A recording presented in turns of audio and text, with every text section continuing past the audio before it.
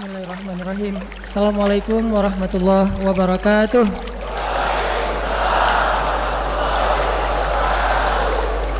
Sehat semuanya? Masih betah? Sendiri? Kalau hujan-hujan gini jadi makin nelangsa ya, menjadi jomblo. Jadi jomblo tuh enaknya kalau musim panas. Kalau musim hujan pasti ngerasa, aduh, ngelihat teman-teman yang lain pulangnya kuliah cepet-cepetan, pulang kerja cepet-cepetan. Kenapa kita malah betah di kantor, betah di kampus, nggak ada yang nungguin soalnya. Jadi saya juga kalau taklim pengen cepat pulang, banyak yang nungguin, istri dan anak-anak. Jadi kalau yang betah itikafnya lama dari maghrib, isya sampai subuh pasti jomblo. Kalau udah nikah kok masih itikaf, ada masalah kayaknya di rumah ya. Baik, bismillahirrahmanirrahim. Alhamdulillahirabbil alamin, wassalatu wassalamu ala asyrafil anbiya'i wal mursalin wa ala alihi wa sahbihi ajmain. Teman-teman yang dirahmati Allah Subhanahu wa taala, hari ini kita akan bahas satu ayat. Dua ayat, ding. Coba teman-teman buka surat Al-Insyirah atau surat Asy-Syarah.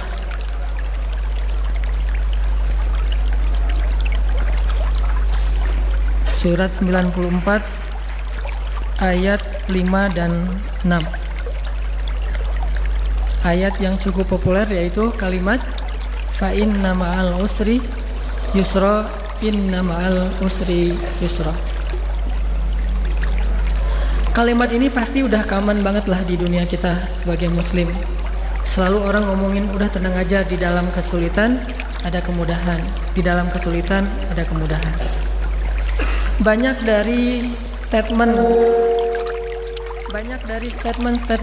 Al-Quran dan hadis itu mudah banget difahami. Tapi yang sulit adalah meyakininya. Kalau orang bilang, oh memahaminya gampang, mengamalkannya yang susah. Menurut saya sih enggak gitu. Mengamalkannya gampang, justru yang sulit meyakininya. Karena kalau kita udah believe, udah yakin sama statement itu, pasti gampang mengamalkannya. Kayak misalnya kita ada kalimat hasbiyallah wa ni'mal wakil. Innamal mu'minun idza dzukirallah wajilat qulubuhum. Artinya nggak ada syariat yang kita nggak bisa menjalankan. Terus kenapa ada yang kerasanya sulit banget, susah mau putusin dia? Kenapa? Karena kita nggak yakin ada orang yang lebih baik dari dia kalau kita memutuskannya, kan? Masalah yakin kan? Kenapa kita nggak mau mutusin? Karena kita juga nggak yakin mau menyeriusin dengan menghalalkan. Putus nggak mau, dihalalkan juga nggak berani. Jadi ini kayak kurang bertanggung jawab. Kenapa? Karena dia pengen enaknya aja tapi tidak mau mengambil amanahnya. Begitu juga kalimat fa inna ma'al usri yusra. Ini bukan masalah, udah ngerti belum kalimat ini? Insya Allah semua kita ngerti. Bersama kesulitan ada kemudahan. Dan bukti-bukti sejarah begitu juga yang terjadi dalam kehidupan kita udah banyak banget. Udah banyak banget cerita bahwa di dalam kesulitan selalu ada kemudahan. Itu terjadi dalam kisah Nabi Ayub, terjadi dalam kisah Nabi Nuh, terjadi dalam kisah Nabi Musa, terjadi dalam kisah banyak anbiya. Begitu juga para sahabat, para solihin. Dan kita juga pernah ngalamin pasti dalam hidup kita. Oh ternyata gara-gara saya nggak lulus mata kuliah itu, akhirnya saya jadi ahli justru di mata kuliah itu.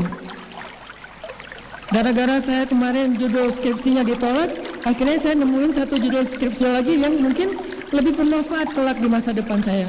Artinya kita udah tahu bahwa fa inna ma'al usri yusra itu memang ada. Tapi masalahnya kita yakin nggak?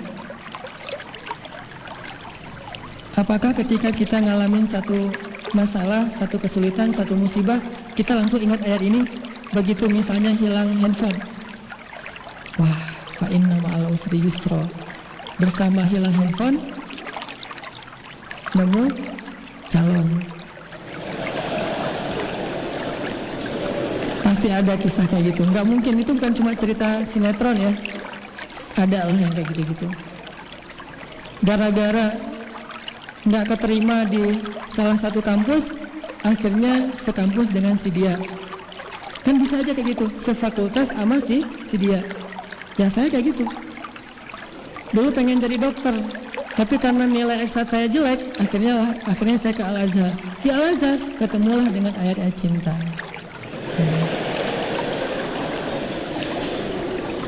Coba kalau saya jadi dokter, mungkin sekarang saya nggak bisa jalan ke Bandung, atau mungkin cerita tentang kisah gimana ketika cinta bertasbih di Mesir, gimana kita kejar-kejaran metro gitu, MRT, satu di gerbong depan, satu di gerbong belakang, terus ngeliat udah turun belum, kayak gitu-gitu. Nggak ada cerita kan? Ada sih mungkin cerita lain yang kita nggak tahu. Cuman ada kisah-kisah bahwa di dalam kesulitan itu ada kemudahan. Ada banget. Tinggal masalahnya yakin nggak kita dengan hal ini. Yakin nggak bahwa sebuah kesulitan itu kalau kita yakin kepada Allah, itu emang kemudahan sejatinya. Cuman kita memberi judulnya itu sulit. Sedangkan Allah memberi judul kesulitan itu kemudahan sebetulnya. Ini masalah belief, masalah yakin, percaya apa enggak dengan ayat tersebut. Sehingga yang kita coba belajar sekarang bukan belajar tafsir atau belajar definisi fa inna ma'al usri yusra, inna ma'al usri yusra, bukan belajar itu, tapi kita belajar iman. Membaca Al-Quran bukan cuma belajar memaknai, tapi belajar yakin. Bahkan sebelum memaknai secara lebih dalam, yakin dulu. Sehingga dulu ada sahabat namanya Abdullah ibn Mas'ud. Saya pernah cerita Abdullah ibn Mas'ud itu ngafal Qurannya, sekali dengar langsung hafal. Kita kalau sekali dengar langsung lupa. Gak usah Al-Quran, nomor handphone aja susah diingat ya, kecuali nomor handphone si dia. Lagi-lagi pernah lupa akun mantan? Lupa? Saya juga udah lupa. Nah, artinya Abdullah bin Mas'ud itu hafalannya luar biasa. Sekali dengar langsung hafal. Kalau sekali dengar langsung hafal alif lam mim itu wajar. Alif lam ro, Ustaz, saya udah hafal. Alif lam ro. Apalagi Yasin, 2 huruf. Ada yang 1 huruf, nun, qaf, shad. Ibnu Mas'ud hafalnya bukan sekali dengar cuma 1 ayat, 1 juz. Siapa yang lebih keren dari Ibnu Mas'ud di sini? Yang bisa mendengar 1 juz, udah selesai dengar, udah langsung hafal. Kayaknya nggak ada nih. Saking luar biasanya hafalan Ibnu Mas'ud. Apakah dia jenius? IQ-nya di atas rata-rata? Enggak, standar-standar aja dengan yang lain. Bedanya apa? Kata dia, ta'allamnal iman qablal Qur'an. Kami belajar iman sebelum belajar Quran. Jadi belajar yakin sebelum belajar membaca, sebelum belajar tafsir, sebelum belajar fikih. Sehingga ketika udah yakin, apapun makna dari ayat itu mudah diamalkan. Kalau udah yakin, gimana pun perintah ayat itu gampang diamalkan. Kalau udah yakin, apapun larangan di dalam ayat itu gampang ditinggalkan. Belajar yakin yang sekarang kita coba giatkan lagi tuh, bukan belajar paham doang. Termasuk sesederhana ayat fa inna ma'al usri yusra, inna ma'al usri yusra. Belajar yakin. Kayak misalnya dulu para sahabat atau sahabiat ketika turun ayat tentang hijab. Begitu turun ayat tentang hijab, tentang jilbab, tentang menutup aurat buat cewek, itu cewek-cewek Madinah yang muslimah baru dengar ayat itu dari suami-suami mereka. Jadi turun ayat, Nabi menyampaikan ayat ini kepada para suami, suami-suaminya pada pulang. Kalau yang jomblo hafal aja dulu, ntar pas nikah baru dia sampaikan. Nah, suami-suami pada pulang, sampai di rumah bilang, wahai istri-istriku, emang kamu udah nikah? Oh ya, belum, lupa. Dia ngomong ke istri-istri mereka gitu, sudah turun ayat kepada Rasulullah tentang menutup aurat, dibacain. Begitu ayat dibacakan, ini cewek-cewek Madinah langsung menutup kepala mereka dengan apa yang ada di tangan mereka. Ada panci, pakai panci. Ada jemuran pakai jemuran. Kok bisa spontan gitu ngamalinnya? Gampang banget. Kenapa kita udah baca ayat itu berkali-kali belum bisa? Bedanya apa nih? Emang kita nggak ngerti? Ngerti. Fatwanya ada, ayatnya jelas, hadisnya banyak. Kok belum juga? Nah, bukan masalah ngerti nggak ngerti nih, masalah iman. Bahwa di dalam syariat ada kebaikan. Belajar yakin berarti. Para sahabiat, para cewek-cewek Madinah yang beriman itu, mereka ngomong ya ayyuhalladzina amanu. Emang orang yang beriman. Sehingga karena dia udah beriman, begitu turun ayat, tutuplah aurat kalian, jagalah pandangan kalian, dan seterusnya, mereka langsung mengamalkan dengan sangat mudah. Sangat mudah.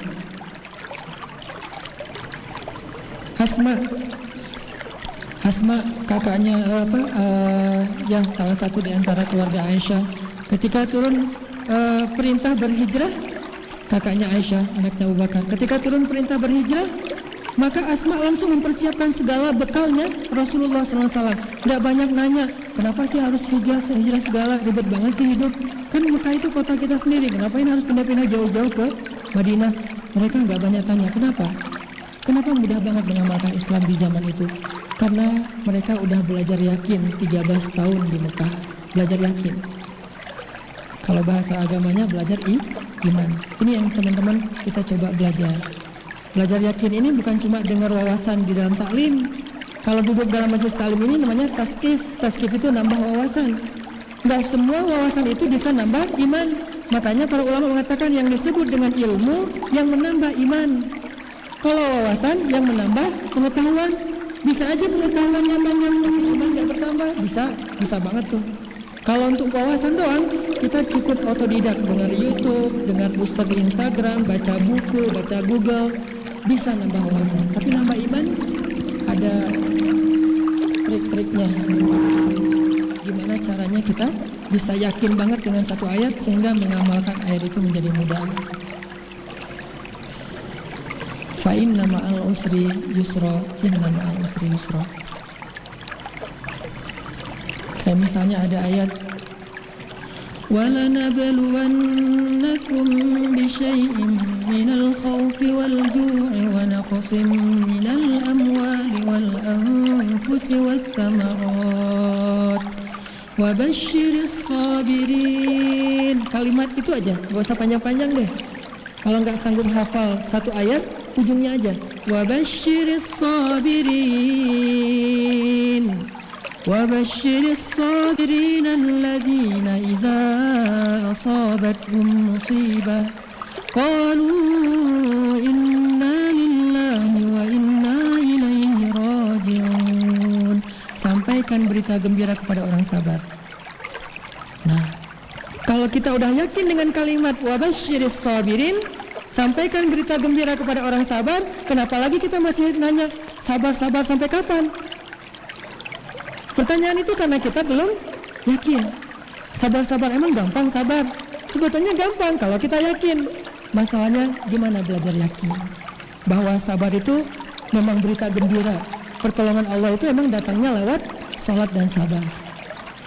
Jadi kita teman-teman, yuk dalam majelis-majelis ilmu itu jangan hanya mencari wawasan. Materi yang Ustaz sampaikan saya udah tahu, yang memang. Kalau teman-teman mencari materi yang teman-teman belum tahu, kayaknya dengan kapasitas saya yang terbatas, susah dapat sesuatu yang baru. Ilmu saya pas-pasan. Mungkin teman-teman harus belajar ke profesor. Dan profesor di bidang agama di Indonesia nggak sebanyak di Mesir.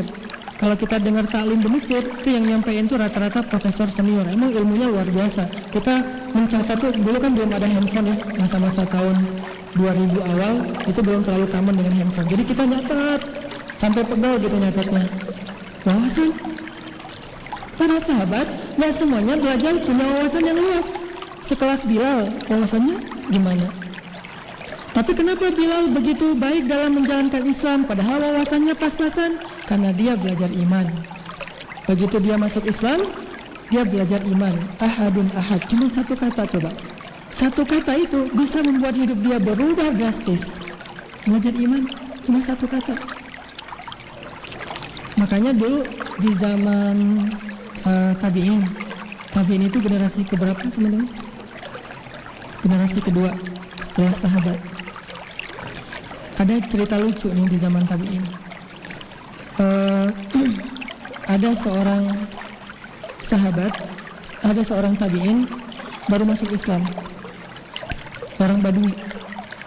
Terus udah selesai masuk Islam, dia diajak naik haji, berangkat ke Mekah. Udah selesai semua rangkaian ibadah haji, dia ngelihat di dalam Masjidil Haram ada kajian, ada taklim.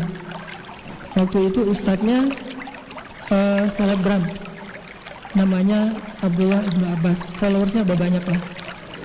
Abdullah ibnu Abbas ini sahabat yang kata Nabi hibrul ummah, tintanya umat.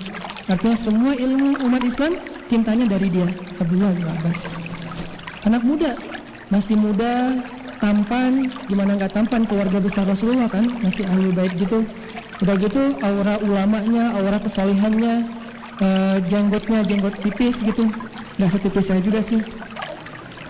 Terus cuman nggak pakai kupluk ini Ibnu Abbas lagi taklim di Masjidil Haram.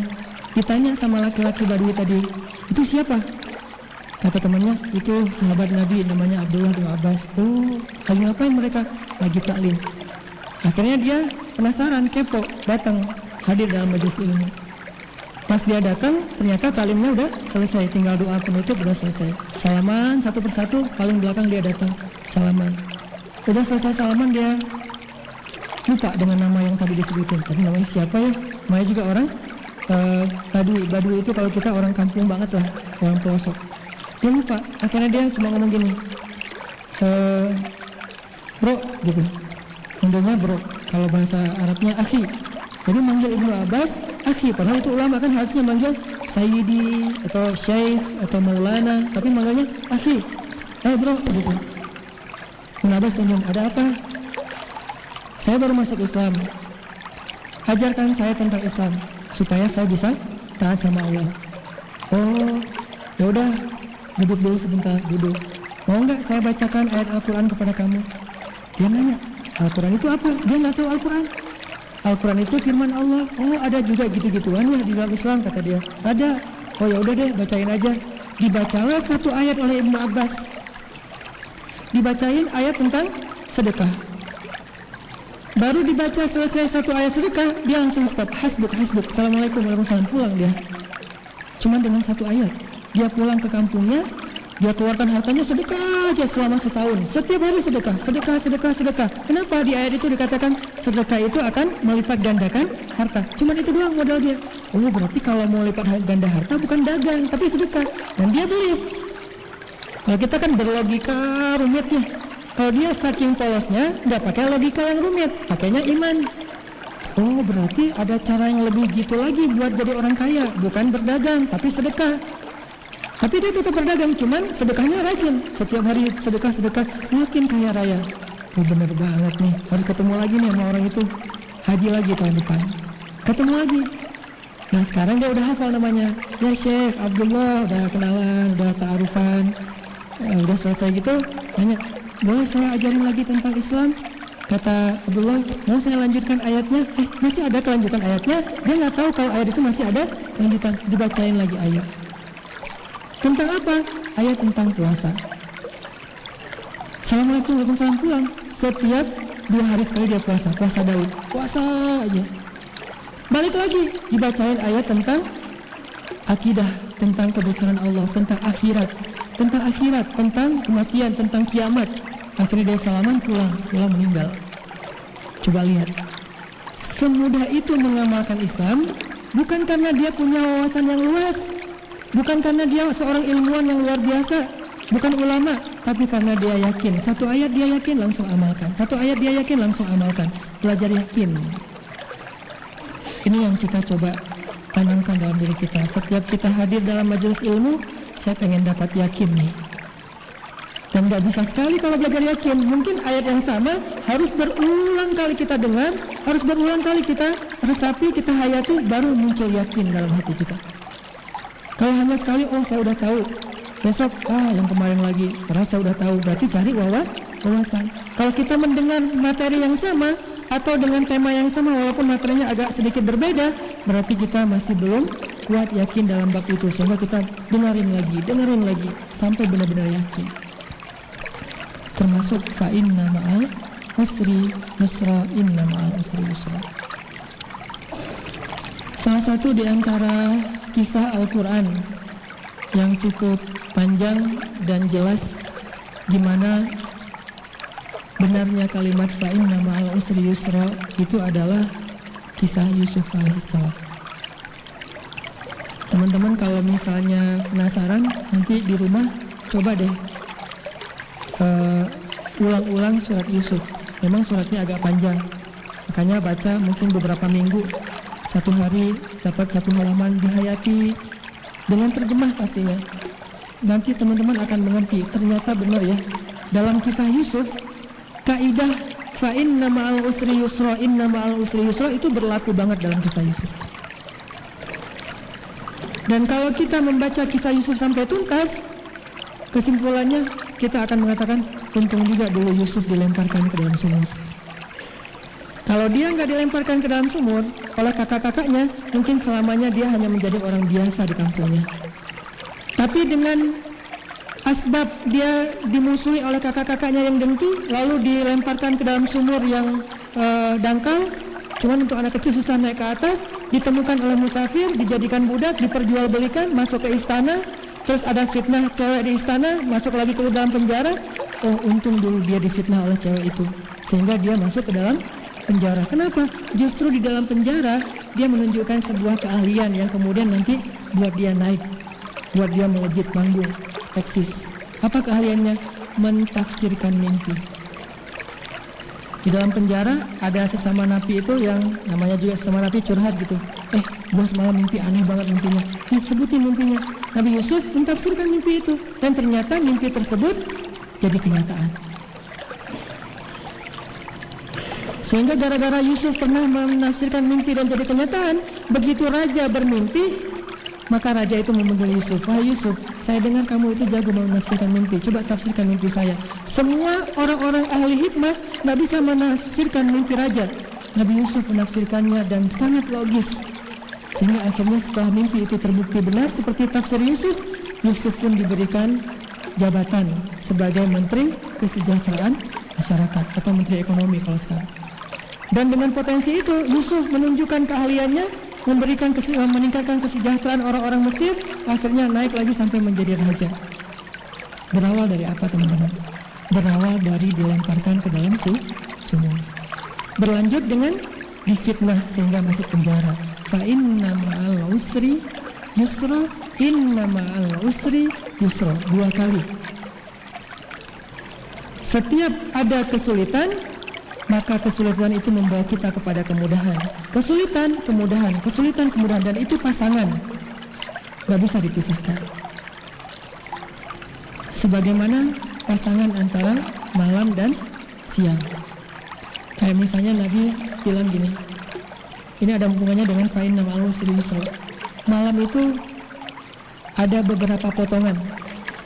Ketika potongan malam itu sudah semakin larut, sudah semakin pekat, sudah semakin hening, sudah semakin sunyi, maka berarti malam itu mendekati waktu fajar. Makin sunyi berarti sudah mendekati waktu ayam berkokok, sudah mendekati waktu matahari terbit. Kalau masih ramai berarti baru maghrib. Maghrib kan ramai nih, riuh, orang baru pulang kerja segala macam. Isya orang keluar untuk ngopi bareng teman-teman, bareng keluarga, makan, cari jagung bakar. Isya jam 10 mulai pulang dari jalan-jalan keluarga. Jam 11 mulai masuk kamar tidur. Jam 12 mulai hening, kecuali yang biasa begadang atau yang ngerjain tugas-tugas yang belum selesai, tugas akhir segala macam. Jam 1 menungguin doa. Jam 2, jam 3 doa selesai, udah ngantuk banget. Makin ngantuk berarti mendekati waktu fajar. Makin lelah, makin lemah berarti mendekati waktu fajar. Jam 3:30 atau jam 3 itu waktu yang hampir tidak ada lagi yang masih terbangun, terjaga. Semuanya udah pada tidur. Itulah waktu yang paling baik, karena waktu itulah mendekati fajar. Apa filosofinya? Semakin sulit kehidupan seseorang, semakin dekat dengan pertolongan Allah. Semakin sulit keadaan seseorang, semakin baik waktu yang paling baik buat dia berdoa kepada Allah SWT. Semakin sulit kehidupan seseorang, semakin dekat dengan sebuah jalan keluar. Jadi kalau kita ngerasa kesulitan kita biasa-biasa aja, nah berarti memang kita baru diuji. Jangan ngomongin pertolongan dulu di situ, ngomongin sabar. Lalu datang lagi ujian berikutnya, bertubi-tubi. 1, 2, 3, 4, 5 dan seterusnya. Pertama, ujiannya apa? Mata kuliah 1 nggak lulus. Padahal ini mata kuliah favorit banget. Kenapa ya bisa nggak lulus? 1. Yang kedua, ujian yang lain apa? Akhir bulan, kiriman belum datang. Yang ketiga, ujian apa lagi? Ada masalah sama teman. Ada salah paham, akhirnya kita ditinggalkan atau jadi putus hubungan, live group segala macam lah. Yang keempat, nah ini yang paling susah nih, diputusin. Lengkap kan? Sempurna sudah ujiannya. Berarti ketika diputusin sudah mau dekat dengan nyambung lagi yang lain yang lebih baik. Nyambungnya gimana? Mungkin nyambungnya bukan kita jadian yuk, enggak, kita halalan yuk. Maksudnya halal lebaran gitu. Jadi makin susah, makin sulit, makin banyak ujian yang bertubi-tubi, itu artinya memang semakin dekat dengan yusr, kemudahan. Dan kayak gitulah filosofi malam, semakin pekat, semakin sunyi, semakin lelah, semakin mendekati dengan terbitnya fajar. Makanya di dalam Al-Baqarah Allah juga bilang, Am hasibtum an tadkhulul jannata walamma ya'tikum mathalul ladzina khalaw min qablikum massathumul ba'sa'u wad-dharra'u wa zulzilu. Bukan cuma 1 ujian, 3 sekaligus. Massathumul ba'sa'u wad-dharra'u wa zulzilu hatta yaqula ar-rasul walladzina amanu ma'ah mata nasrullah. Udah luar biasa ujiannya, maka Rasul dan orang yang beriman pun bertanya, kapan datangnya pertolongan Allah? Apa jawaban Allah? Ala inna nasrullahi qarib. Kalau ujian kalian udah sulit banget, baru Allah mengatakan pastinya pertolongan Allah berarti sudah dekat. Itu maksudnya. Bukan Allah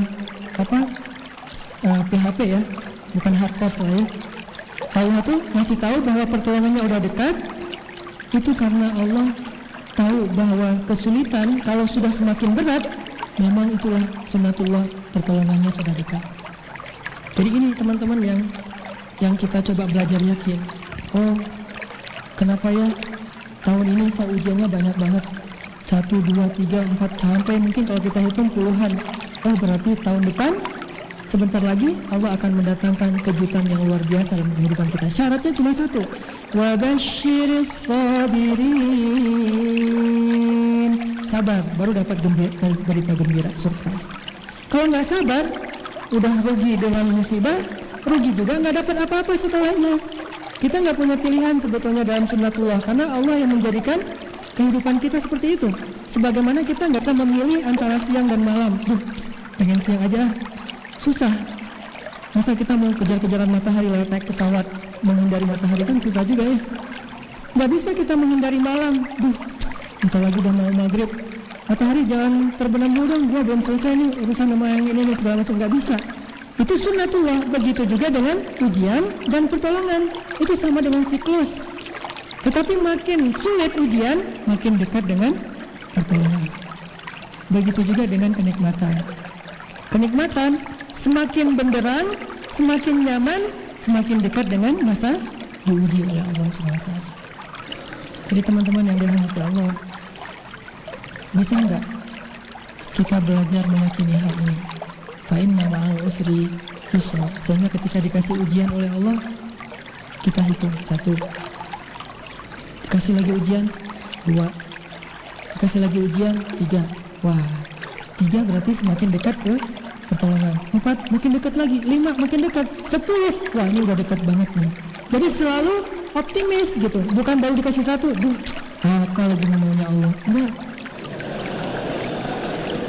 kita hijrah ya, kan hijrah itu diuji dulu sama Allah. Dan Allah memperlakukan itu bukan kita doang ya teman-teman, biar kita nggak salah paham tentang Allah. seolah-olah Allah itu curangnya cuma sama kita doang. Teman saya nggak gitu, saya doang yang diperlakukan kayak gitu. Enggak, ada orang yang lebih soleh dari kita diperlakukan hal yang sama. Baru hijrah, Allah uji. Siapa dia? Bilal bin Rabah. Bilal itu sebetulnya hidupnya dulu tuh ya antang-antang aja, nggak ada masalah. Walaupun dia budak, tapi kan nggak pernah disiksa, nggak pernah dipenjara, nggak pernah diikat, nggak pernah ditindih dengan batu, nggak pernah diapa-apain. Cuman statusnya budak. Hidupnya nyaman, walaupun tidak berlebihan harta. Begitu masuk Islam, ketahuan pula, ini Allah yang mentakdirkan ketahuan nih sebagai ujian buat dia. Dia lagi sholat, ketahuan sama Umayyah bin Khalaf, ditangkap, diikat, disiksa, dicambuk dengan cambuk yang ujungnya tuh kayak kail gitu, sampai nyobek kulit dan daging, kelihatan tulang punggungnya. Wah, dicambuk berhari-hari, berminggu-minggu. Berarti ada yang lebih soleh dari kita pun Allah menggunakan sunnah yang sama untuk melihat keimanannya itu benar atau hanya basa-basi. Siapa kita untuk merasa Allah harusnya langsung ngasih kita apresiasi? Tuh, masa lalu kita itu harusnya menjadi tebusan di masa sekarang untuk masa lalu kita.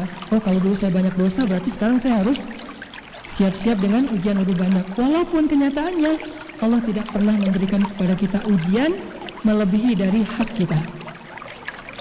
Ujian yang kita udah dapetin itu teman-teman udah didiskon sama Allah. Itu yang kita belajar husnuzon. Gimanapun beratnya ujian kita, itu hasil diskon Allah tuh. Kalau nggak didiskon sama Allah, harusnya kita dapat ujian lebih berat dari itu. Kenapa?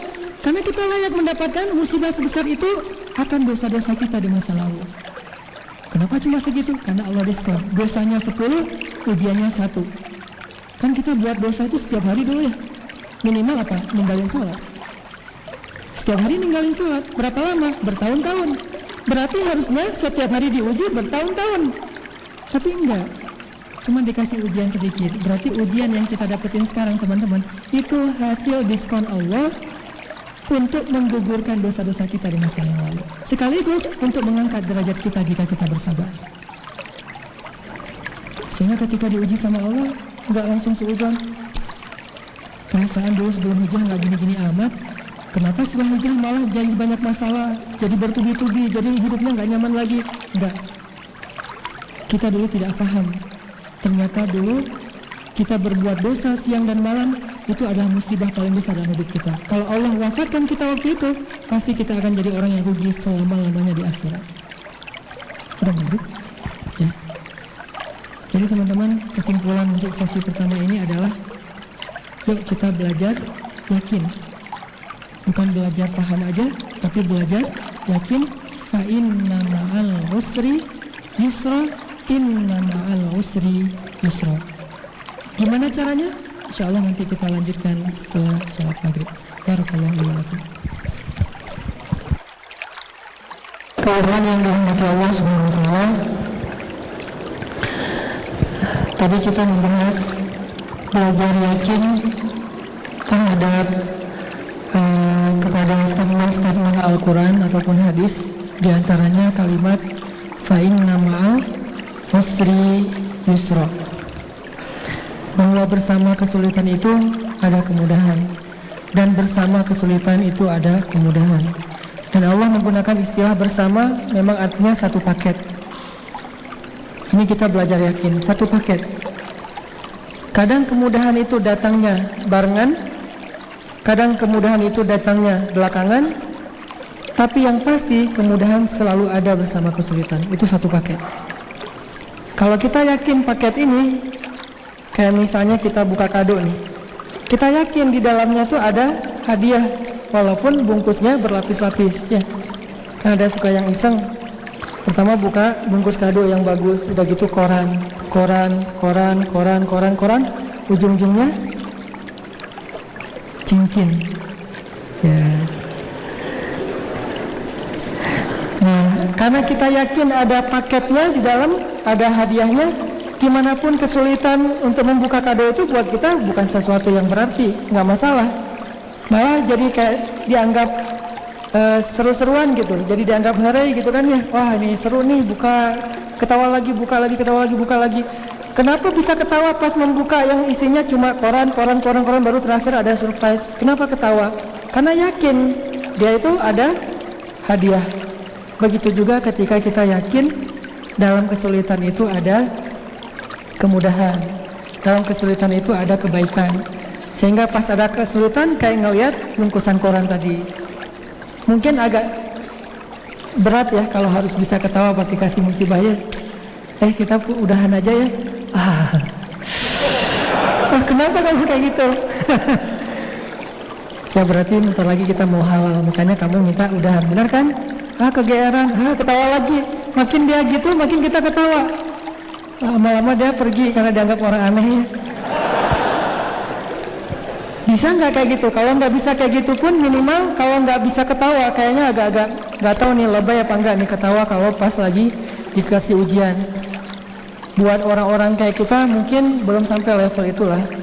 Tapi setidaknya di dalam hati kita belajar yakin pas buka kado isinya koran, oh dia lagi uji saya nih. Buka kado isinya koran, buka lagi isinya koran. Kalaupun nggak ketawa seru, minimal yakin. Buka terus sampai nemu. Ternyata suratnya ada kertas, Anda belum beruntung, kan? Ini artinya teman-teman tergantung yakin sih sebetulnya. Ayat Al-Quran itu mudah, hadis itu mudah, kitanya yang belum benar-benar kuat iman dalam mengamalkan. Kayak misalnya ada satu syariat yang kita belum mampu mengamalkan, kita jangan bilang syariat itu nggak benar, bukan. Syariat itu udah nggak cocok lagi dengan zaman sekarang, bukan. Kita ngaku aja deh, saya emang belum soleh, belum bagus imannya, belum bisa mengamalkan ayat itu. Artinya kita masih termasuk orang beriman, cuma imannya lemah. Kalau kita nggak bisa ngamalin satu ayat atau satu syariat, terus kita menuduh ayat atau syariat itu nggak benar, berarti kita nggak termasuk orang beriman. Nauzubillah, malah termasuknya orang munafik. Nah, orang beriman masih mengaku itu benar. Shadaqallah, shadaqar Rasul, walaupun tidak semua ayat mampu kita amalkan.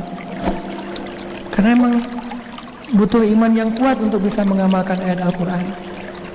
Kenapa ada para sahabat kalau dalam angle perang misalnya, dulu kan ada wamil ya, sehingga ketika ada musuh menyerang kota Madinah, mereka wajib membela negara, yaitu dengan jihad, istilah Islam. Jihad itu istilah kita mah wamil atau militer lah, sama aja sebetulnya, cuman nilainya aja yang mungkin Islam lebih luas. Kenapa ada sahabat ketika ada ayat infiru khifafan wa thiqalan, berlarilah kalian membela agama Allah, membela tanah air kalian dalam keadaan ringan atau dalam keadaan berat. Ada sahabat yang ringan banget berangkat, ada yang mikir-mikir. Apakah yang mikir-mikir ini punya masalah di rumahnya? Enggak. Apakah dia secara fisik sedang sakit atau lemah? Enggak. Masalahnya iman. Ada yang yakin banget siapa yang terbunuh dalam membela negara, membela tanah air, membela agama, maka dia akan masuk surga. Saking yakinnya, ringan berangkatnya. Berkurang yakin, bertambah berat berangkatnya, bertambah berat langkah kakinya. Gitu juga ke masjid. Kita tahu banget lah ayat-ayat, hadis-hadis tentang ke masjid kan. Ayat tentang ke masjid misalnya, di antara bukanlah beriman itu adalah membuat perairan atau membangun tempat berwudu dan segala macam. Beriman itu adalah mendirikan sholat dan seterusnya. Terus kita tahu hadisnya, atau ayatnya innama ya'muru masajidallah, orang yang memakmurkan masjid itu adalah orang yang beriman. Hadisnya, kalau kalian lihat seorang laki-laki mondar-mandir masjid rumah, saksikanlah dia orang yang beriman. Setiap langkah itu menggugurkan dosa, mengangkat derajat. Banyak ayat dan hadis tentang keistimewaan ke masjid. Terus yang udah sama-sama tahu, kenapa ada yang ringan dan yang berat? Lebih simpel lagi, sholat subuh. Mungkin, atau saya yakin kita semua tahu lah fadilah sholat subuh, keistimewaan sholat subuh. Apa keistimewaannya? Satu, sholat subuh itu bacaannya didengar dan disaksikan oleh para malaikat. Artinya ada khusus malaikat yang Allah turunkan untuk nyaksiin sholat subuh. Terus sholat yang lain nggak disaksikan, cuman ada khusus malaikat yang nggak turun kecuali di sholat subuh. Sholat-sholat yang lain banyak malaikat yang mencatat, tapi ada satu sholat yaitu sholat subuh, malaikat yang mencatatnya bukan cuma malaikat yang reguler, tapi ada malaikat istimewa khusus datang cuma waktu subuh, mencatat siapa yang sholat subuh, menyaksikan, Allah menyaksikan. Lalu nanti mereka akan bersaksi di hadapan Allah, dia orang beriman ya Allah, saya jadi saksinya, kata malaikat. Kita tahu. Tapi kenapa ada yang ringan, ada yang berat ke masjid? Nah, yakin nggak nih setelah kita tahu?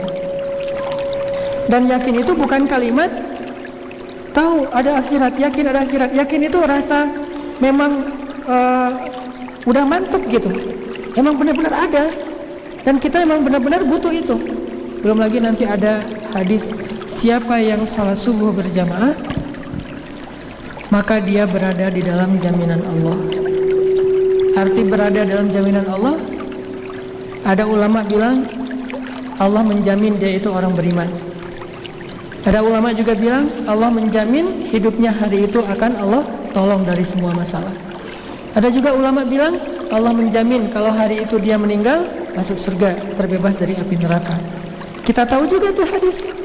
Kadang kita mendengar dari seorang ustaz berceramah, tapi kenapa ada waktunya kita mampu berjalan dengan ringan, ada waktunya kita berat untuk bahkan membuka mata kita dari tidur.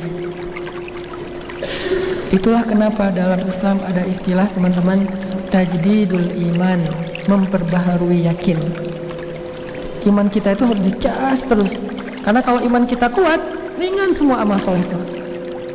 Pasti kita pernah ngerasain masa-masa lagi ngejos ya, sholat ke masjid terus sehari 5 kali, kalau perlu sehari 6 kali, tahajud juga di masjid. Saking solehnya ya, tahajud juga di masjid. Dan itu boleh di masjid, boleh di rumah, nggak masalah. Terus puasa Senin Kamis, tilawah 1 hari 1 juz. Terus apalagi sedekah semampunya, berbuat baik kepada orang lain, bantu teman, hormat pada orang tua. Pokoknya luar biasa amalannya. Ada masa-masa kayak gitu. Sholat langsung nangis, imam belum baca kita udah nangis. Allahu Akbar, nangis gitu ya. Dia baru takbir udah nangis. Kenapa? Lagi hatinya tuh dapat banget, lagi ngeklik gitu. Baper iman tuh seru banget loh. Lebih seru daripada baper kadang-kadang ngeliat dia jalan sama orang lain. Itu mah baper sakit. Kalau ini baper bahagia. Itu luar biasa. Pernah nggak kita baper dalam urusan amal soleh? Sholat baper, namanya khusyuk. Tilawah baper, namanya tadabbur. Apalagi berbuat baik pada orang lain baper, namanya ikhlas. Baper nih dalam sholatnya, baru takbir udah rasanya saya lagi menghadap Allah, saya lagi menghadap Allah. Ada masa-masa kayak gitu. Kenapa? Imannya lagi naik. Yazidu wa yanqus. Berarti yang harus kita perjuangkan siang dan malam adalah gimana supaya iman itu stabil. Kalau turun pun nggak drop amat gitu. Mungkin dia tetap turun, namanya manusia. Emosi kita aja kadang-kadang bahagia, kadang-kadang sedih misalnya. Turun, tapi turunnya itu nggak sampai ngedrop. Turun sedikit naik, turun sedikit naik. Itu yang kita perjuangkan. Salah satunya dengan tajdidul iman, memperbaharui iman. Karena kalau iman kita udah mantap, 1 ayat itu udah cukup buat kita. Kan ada di ayat Al-Quran yang Nabi bilang, seandainya di Al-Quran tidak ada ayat lain kecuali ayat ini, maka sudah cukup. Seolah-olah nggak ada ayat lain di Al-Quran, cuma ayat itu doang, udah cukup. Salah satu ayat itu adalah Al-Fatihah. Salah satu nama Al-Fatihah Al-Kafi, cukup.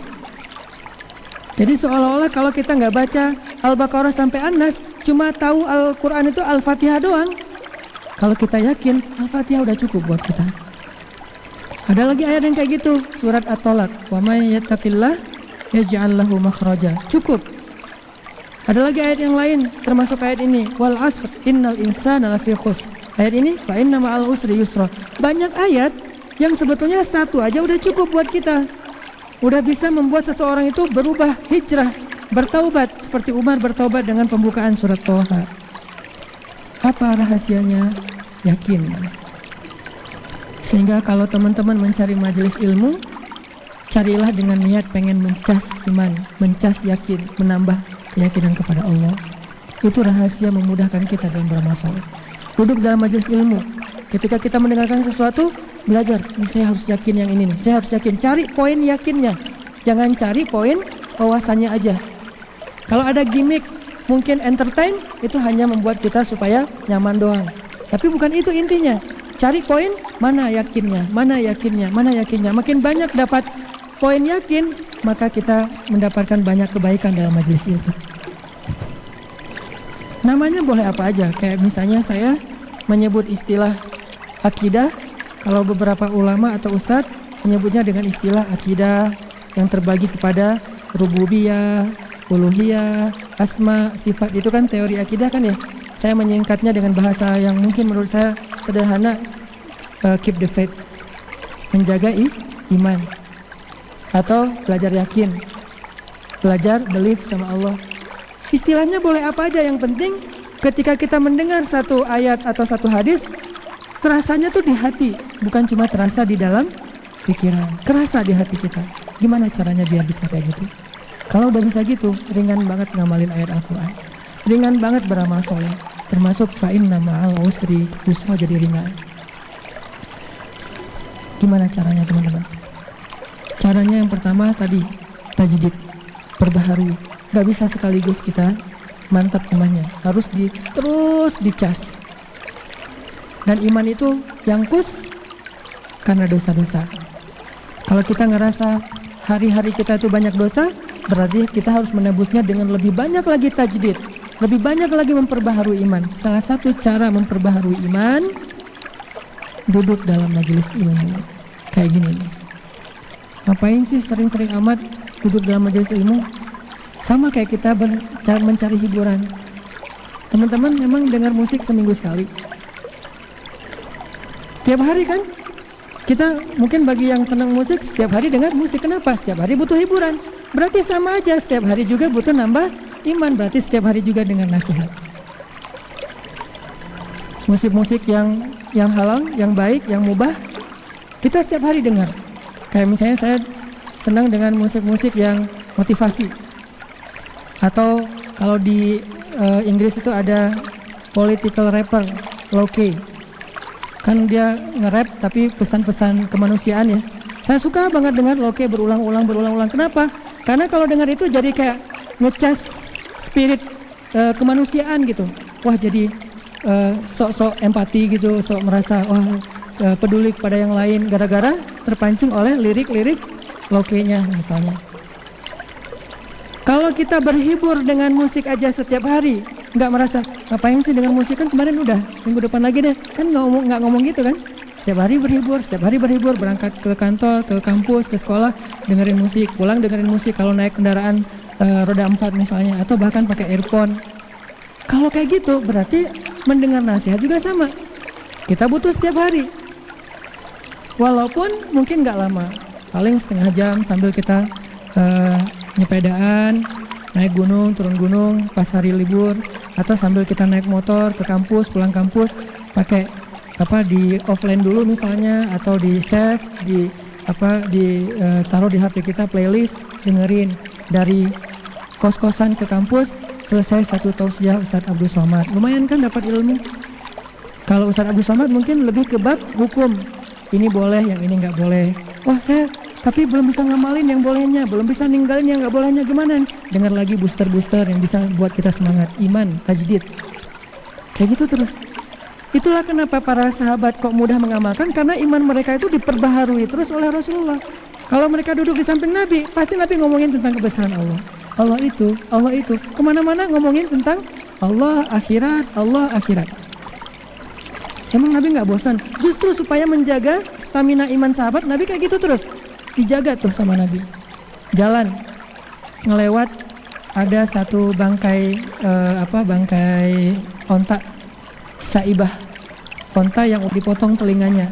Kalau dalam kepercayaan orang Arab jahiliyah, onta yang udah dipotong telinganya itu artinya pembawa sial. Jangankan jadi bangkai, masih hidup aja mereka nggak mau deket-deket sama onta kayak gitu. Nggak dikendarain, nggak diminum susunya, nggak dimakan dagingnya. Saibah. Nah, ternyata ada seekor saibah, bukan cuma masih hidup, udah jadi bangkai, udah keluar belatung dari perutnya, udah bau. Sehingga ketika Nabi dan sahabat ngelewatin jalan itu, ada bangkainya, mereka tutup hidung.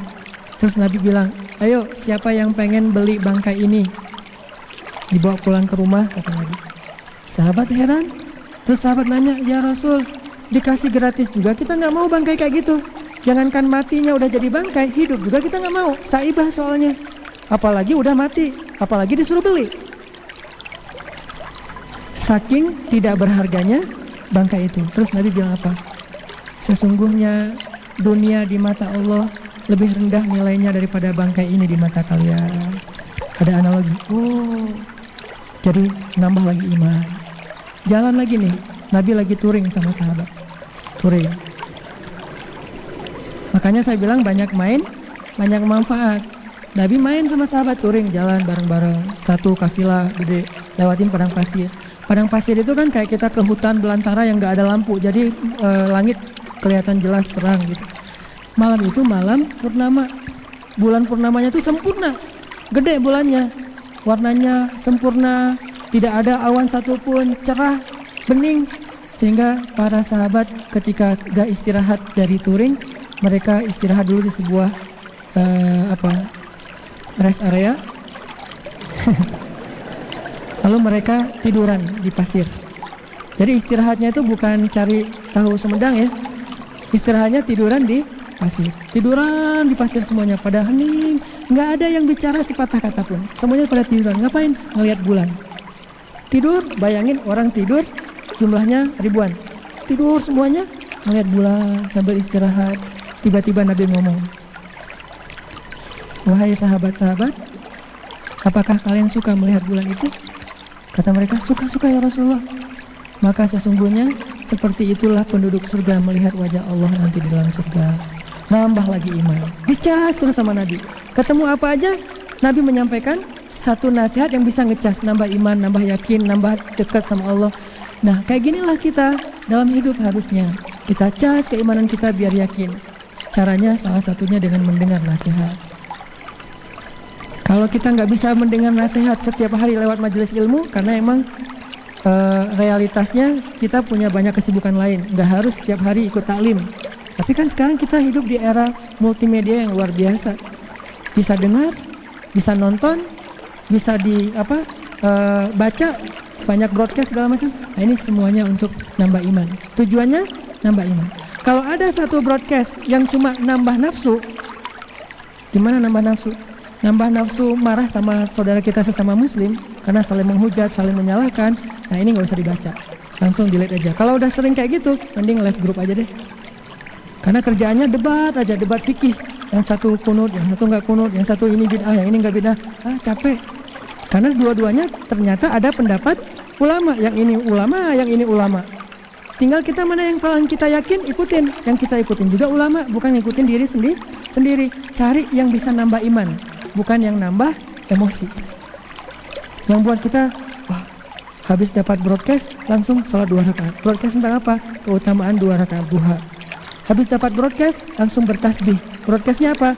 Ada 2 kalimat yang mudah diucapkan, tetapi berat di timbangan. Dan Allah suka banget sama kalimat itu. Apa? Subhanallah wa bihamdi, subhanallahazim. Kan ringan banget tuh. Kita baca nih, wah, subhanallah wa bihamdi, subhanallahazim. Enak kan? Diingatkan. Makanya teman-teman, kalau kita nggak bisa pun lewat itu, kita punya teman-teman yang soleh yang saling mengingatkan. Sehingga Nabi mengatakan teman yang baik itu adalah teman yang bisa mengingatkan kita kepada Allah Subhanahu wa Ta'ala. Termasuk teman hidup yang baik itu adalah teman hidup yang bisa mengingatkan kita kepada Allah. Wa ja'alna lil muttaqina imama. Hening gini Padahal saya baru bahas teman hidup loh. Belum ada harapan ya, masih jauh. Ya udah deh, bulan sabitnya, hilalnya belum tampak. Jadi teman-teman, tips pertama gimana caranya biar kita mudah mengamalkan ayat kayak gini, fa inna ma'al usri yusra. Kita harus dinasehatkan oleh orang lain. Begitu kita ada masalah, udah fa inna ma'al usri yusra, kata teman kita. Makanya kenapa salah satu yang didahulukan dalam mencari pasangan hidup adalah din, agama. Biar kalau kita lagi drop, lagi lemah, lagi labil, dia yang ngingetin kita. Mau cari rezeki nih, cari rezeki yang halal, susah. Ada tawaran, syubhat atau haram, tapi mudah. Mulai pulang ke rumah, mikir, Diambil nggak ya, diambil nggak ya, deal nggak ya, transaksi nggak ya, pakai cara itu nggak ya, mikir. Istri kita bilang, kan Allah yang ngasih rezeki. Jadi kalau kita tinggalkan itu nggak akan hilang rezeki kita karena sumbernya ada di Allah. Oh bener mah bener. Nah ini namanya nasihatnya. Kalau istri kita tidak paham tentang nasihat-nasihat kayak gini, justru dia yang nyuruh kita ambil. Pak, udah nggak usah terlalu fanatik lah Pak, ambil aja. Kan gitu kan? Agama mah nggak mempersulit hidup umatnya, umat lagi istilahnya. Padahal harusnya agama tidak mempersulit hidup hamba Allah. Nah artinya kita butuh seseorang yang menguatkan kita ketika kita lemah. Teman sahabat kita, kalau misalnya kita lagi malas ke masjid, azan tuh, ya lu aja duluan, gue ntar belakangan nyusul.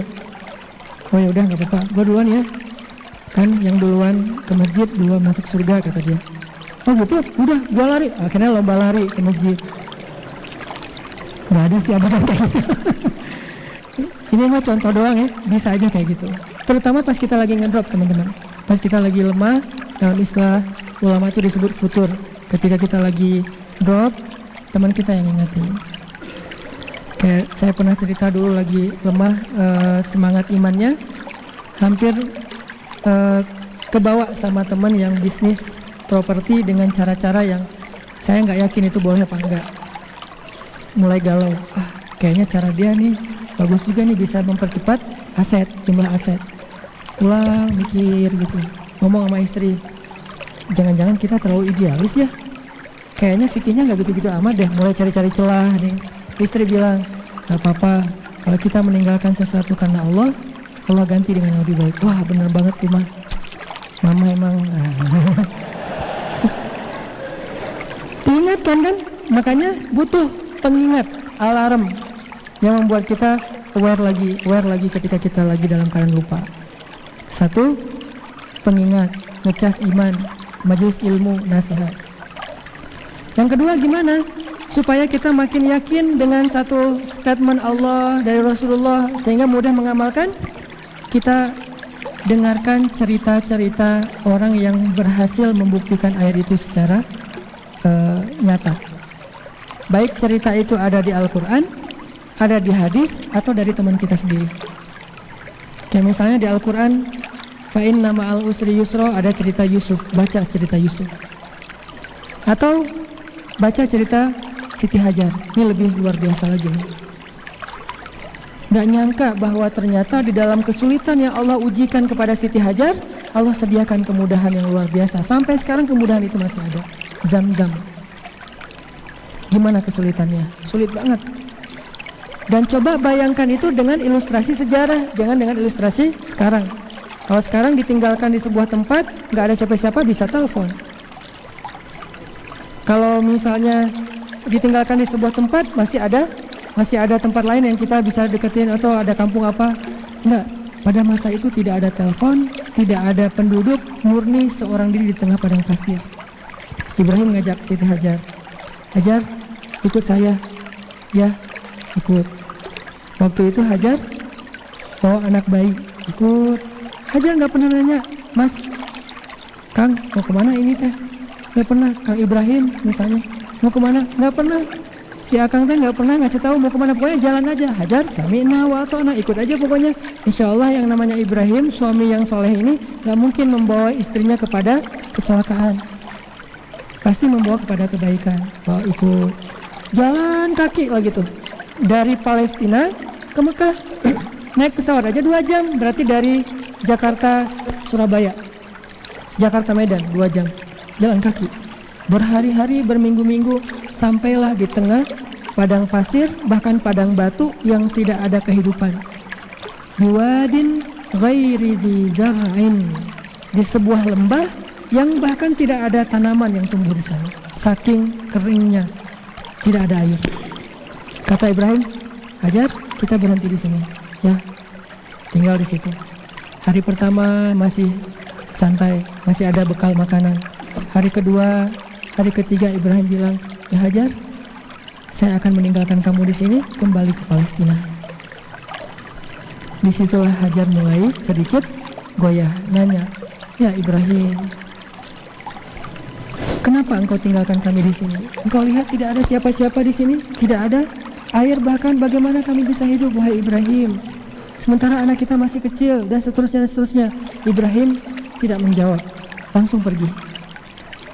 Dipanggil-panggil oleh Hajar, ya Ibrahim, ya Ibrahim. Ibrahim tidak menoleh ke belakang. Tiba-tiba Hajar bertanya, Allahu amaraka bihadza? Ya Ibrahim, Allahkah yang menyuruh kamu melakukan ini? Ibrahim berhenti, tanda ya ini perintah Allah, lalu melanjutkan lagi perjalanan. Kemudian Hajar mengatakan, kalau ini adalah perintah Allah, la yudayya'anallahu idza, maka Allah nggak mungkin mengecewakan kami. Iman. Berangkatlah wahai Ibrahim. Berangkat Ibrahim. Hajar marah? Nggak marah sama sekali. Tahu berapa lama ditinggalkan? 13 tahun. Nggak ada. Ibrahim udah sampai di mana? Sudah makan belum? WA gitu. Japri.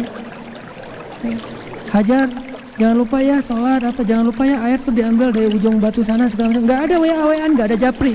Putus kontak selama 13 tahun. Sampai anaknya udah usia 13 tahun kurang lebih, datang lagi Ibrahim.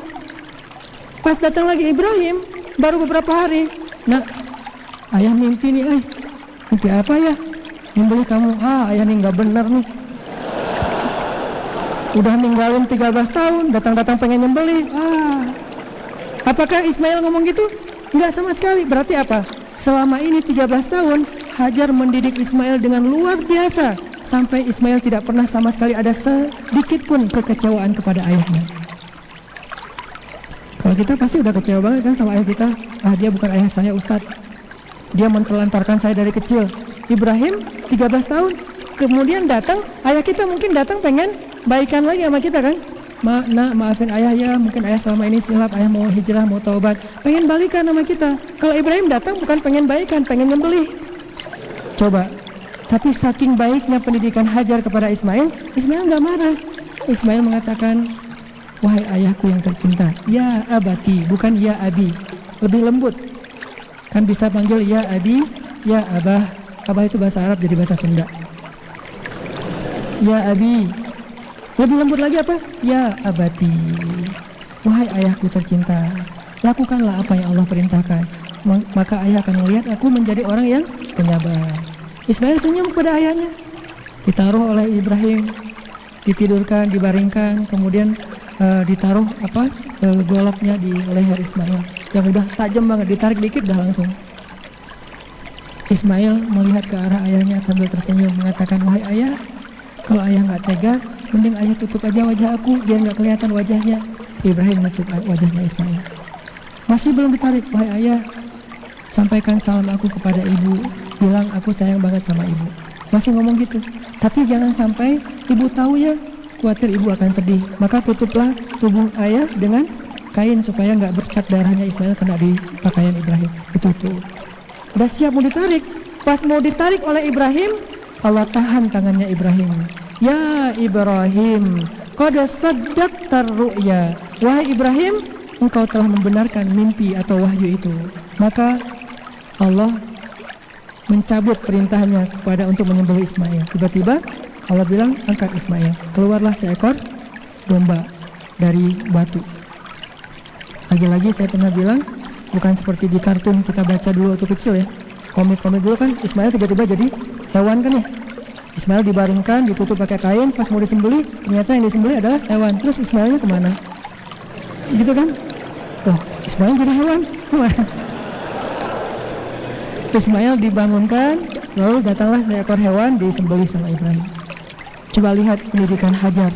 Ini kalau kita imajinasikan sejarah, baru kita paham, ternyata bisa gitu ya Hajar mendidik Ismail, seorang diri 13 tahun ditinggalkan, gak punya bekal apa-apa, jauh pula, gak ada kontak sama sekali, SMS satu kata pun gak ada, salam gak ada, gimana kabarnya hari ini, gak ada sama sekali, murni ditinggalkan 13 tahun, tapi anaknya itu baik banget ke orang tuanya. Berarti pendidikan Hajar luar biasa. Kenapa? Karena Hajar yakin sama Allah, berlindungnya ke Allah, bukan bergantung kepada makhluk. Kalau kita bergantungnya ke Allah, gak gampang kecewa sama makhluk. Kenapa kita gampang kecewa sama makhluk? Karena kita terlalu banyak menggantungkan hidup sama orang itu. Sedikit aja kehidupan kita jadi gak nyaman, kita akan jadikan dia sebagai kambing hitam, kita salahkan dia, kita kecewa sama dia. Tapi kalau kita bergantungnya ke Allah, ke makhluk, justru kita pengennya berbuat baik, bukan mendapatkan kebaikan. Kalau kepada makhluk, kita pengen memberi, bukan diberi. Kalau memberi, nggak ada kecewanya. Kecewa nggak? Kita mau bantu teman nggak mau dibantu. Gua kecewa banget sama dia, kenapa? Dia nggak mau nerima pinjaman duit dari gua. Kan jarang ya, ada yang kayak gitu. Kita bantu orang nggak mau, kita kecewa. Nggak ada cerita kayak gitu, jarang banget lah. Kecuali tingkat ihsannya udah luar biasa nih. Ada orang mau kita kasih sedekah, maaf nggak apa-apa, saya alhamdulillah udah makan hari ini. Sombong loh, segala macam, ngamuk-ngamuk gara-gara nggak mau dia nerima sedekah. Nggak ada. Yang ada nggak mau ngasih sedekah, yang memintanya marah-marah. Itu banyak. Akhirnya motornya ditahan, nggak boleh lewat di perempatan gitu kan. Kan banyak tuh yang kayak gitu-gitu tuh. Jadi kalau misalnya dengan manusia, mindset kita adalah kita emang pengen berbuat baik sama dia, pengen memberi, susah kecewa sama orang. Tapi kalau kita pengen dapetin sesuatu, gampang banget kecewa sama orang. Makanya kalau kita bergantungnya ke Allah, ke suami itu nggak gampang kecewa, ke istri itu nggak gampang kecewa. Kenapa? Kita gantungnya ke Allah, tapi pengen berbuat baiknya kepada manusia. Ke istri, ke suami cuma mikirin, hari ini saya harus buat baik apa ya kepada pasangan saya. Hari ini kok saya senyumnya baru beberapa kali doang. Hari ini peluknya udah 20 detik belum? Kan minimal 20 detik sehari. Minimal ya. Rata-rata sih 1 jam lah kurang lebih. Jadi nggak kemana-mana ya, meluk aja ya jadinya. Nggak benar juga sih. Minimal 20 detik.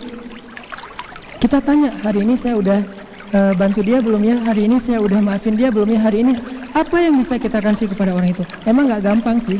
Makanya kita belajar nih, belajar memperbaharui dari hal-hal kecil dulu deh, dan dari orang-orang terdekat dulu, karena mereka lebih berhak dapat kebaikan kita. Ibu, kalau kita bergantung kepada ibu, kita akan gampang kecewa sama ibu kita. Tapi kalau kita niatnya emang pengen pengen berbuat baik kepada ibu, gimana kita akan kecewa? Kalau kita pengen berbuat baik kepada ibu kita, Mak, pijatnya, enggak, mama nggak capek. Ya udah, aku ambilin air hangatnya. Enggak, barusan minum. Apalagi cari terus apa yang bisa kita lakukan ke ibu kita. Gimana mau kecewa? Tapi kalau kita berharap ibu kita harus gini, gampang banget tuh kecewanya. Dan itulah hajar, simbol dari tauhid. Hajar bergantung kepada Allah, tapi pengen berbakti kepada suami. Makanya ketika ada masalah ketidaknyamanan sedikit karena suami, dia nggak gampang kecewa sama suaminya, karena itu perintah Allah. Allahu amaraka bihadza, Allah yang nyuruh kamu melakukan ini wahai Ibrahim.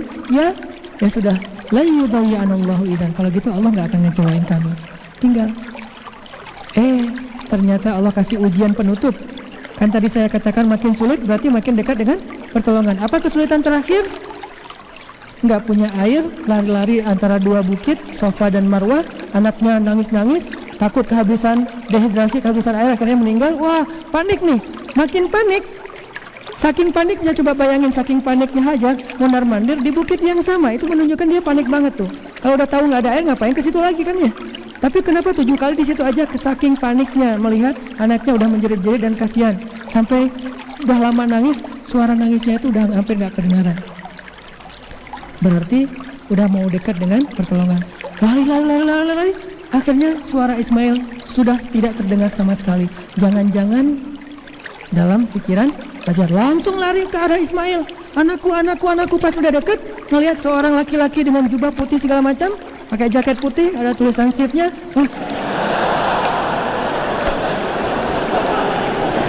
Wah, jubah putih megangin Ismail, lagi ngasih minum dari sebuah kayak gelas emas dari surga. Terus pas didekati, orang itu pergi, ternyata di bawah kaki Ismail sudah keluar mata air yang sampai hari ini tidak pernah lagi berhenti mengalir. Maka teman-teman belajar dari sejarah-sejarah itu, belajar dari pengalaman orang-orang untuk nambah iman, sehingga kita yakin benar emang fa inna ma'al usri yusra, inna ma'al usri yusra. Ya, banyak hal yang kita pengen belajar malam ini, tapi karena waktu kita terbatas, cuman sampai sholat isya, makanya dimulai dari jam 5 tadi. Insya Allah setiap pekan kita coba terus tajdid, perbaharui iman kita. Saya tidak menjanjikan nambah wawasan, tapi saya berusaha untuk sama-sama, saya juga termasuk lagi belajar, yuk kita kuatkan lagi iman kita kepada Allah. Karena kalau iman kuat, baru mudah beramal soleh. Kalau iman lemah, amal paling ringan pun jadi berat. Baca satu ayat aja tuh berat banget kalau iman lemah. Tapi baca satu juz ringan kalau iman lagi kuat. Barakallahu li wa lakum.